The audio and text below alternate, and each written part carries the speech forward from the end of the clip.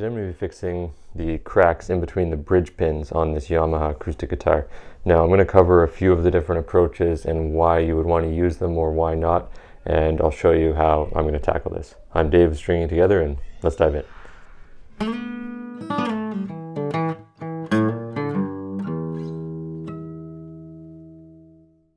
So hopefully you can see these cracks in here. There's one here going this way and then another one this way in between the bridge pins. They're all at different angles, and I've checked underneath, which if you want a little trick for that, I used to use a mirror on a swivel stick, but you can just stick your phone in there with the back camera or the front camera and stick it on there with the flash, and that'll tell you whether the crack is all the way through. You can also use some feeler gauges to see how deep that crack is. Now there's a couple different approaches. So this particular guitar, when I got it, it had really high action. The neck was going this way. I mean, it's about 50 years old, this guitar, so you know it's had a lot of tension on the neck over the years.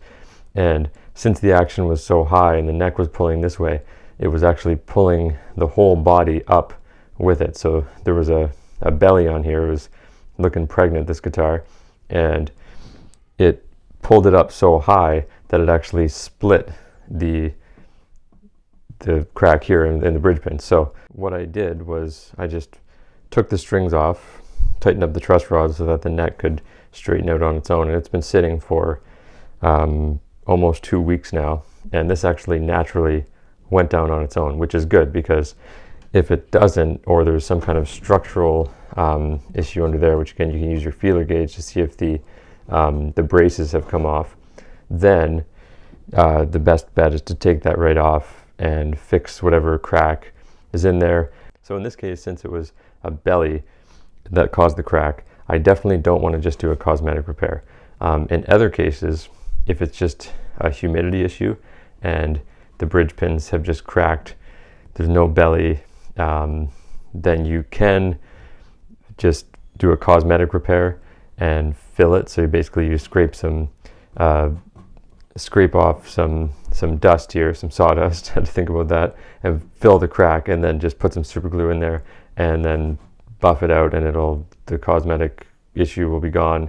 It'll hold it together reasonably well, fill the crack, whatever. But I don't want to do that here because I don't want it to belly out again and then crack. So if I fill the crack, then all it's going to do is just want to separate again. So what I want to do is get this crack as tight together as I can and then fill it with water thin super glue to hold it together.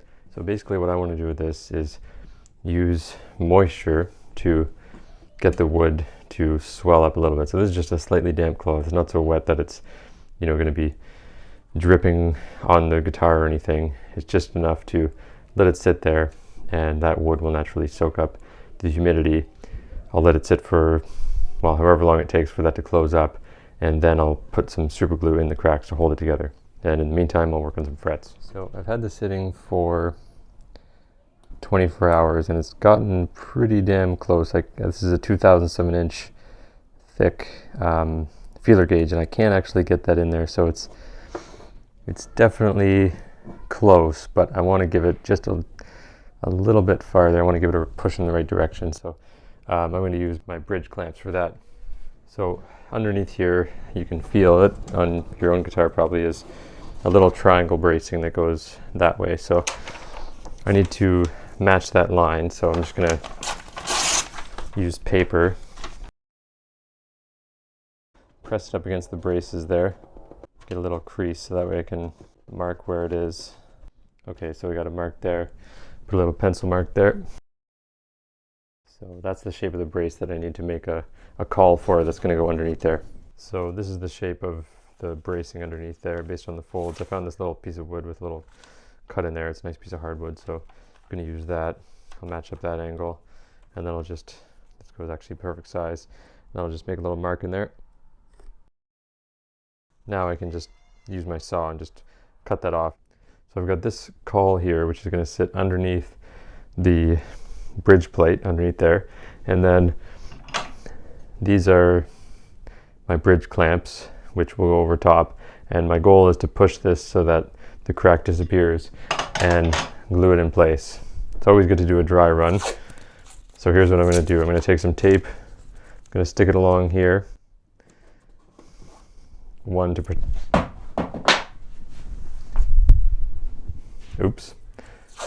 protect spill out, but also two because I want to create a little bit of a gap in between here so that it doesn't stick to the part that I'm sticking on top of here, the caul that I'm sticking on top of there. And then I'm also going to stick one piece of tape underneath the bridge just to protect any glue from spilling in there. So 2 layers, raise it up. That'll raise it to about 0.08 of an inch. And always good to do a dry run, so I'm going to stick this underneath here. Stick this on here just to see if it closes up that gap. And then I want to test it to make sure it's closed. Okay, I can't fit that in there. Okay, I think that's good. Now, I'm going to take this off. Okay, water thin super glue. This stuff, it'll just like water, so it'll drip down into a crack. This one comes with these little spouts. I'll put a little link to this in the description below. I think it's like 25 bucks on Amazon. Comes out quick.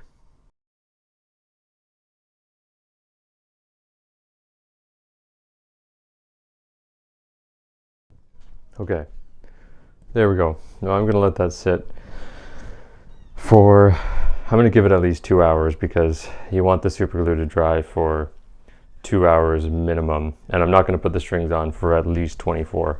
So yeah, I let it sit and I think it's sealed up pretty nicely. I don't see any cracks in there. Obviously I'm going to have to clean up that super glue and kind of spilled over into the tape there. So I'll have to clean that up. But before I clean that up, I'm definitely going to check it to make sure that it holds, because I don't want to do a bunch of work getting this shined up only for it to crack again. So I'm going to put the strings on and check it.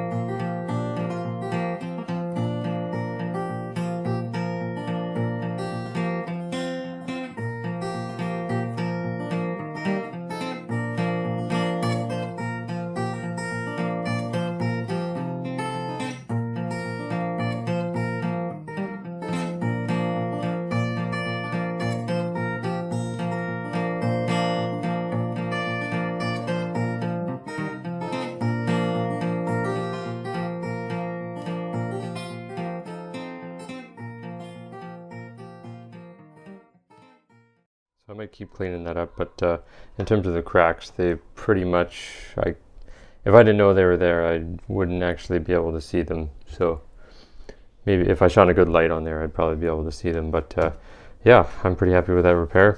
Again, you can go a little bit crazier with the sanding here and get that shined up if you really want to, but I think that's good. So like I said, there's different approaches if it's just a cosmetic repair versus this kind of repair where I actually wanted to change the structure of it, and I'm glad that I did, as opposed to just filling the crack with super glue and covering it up.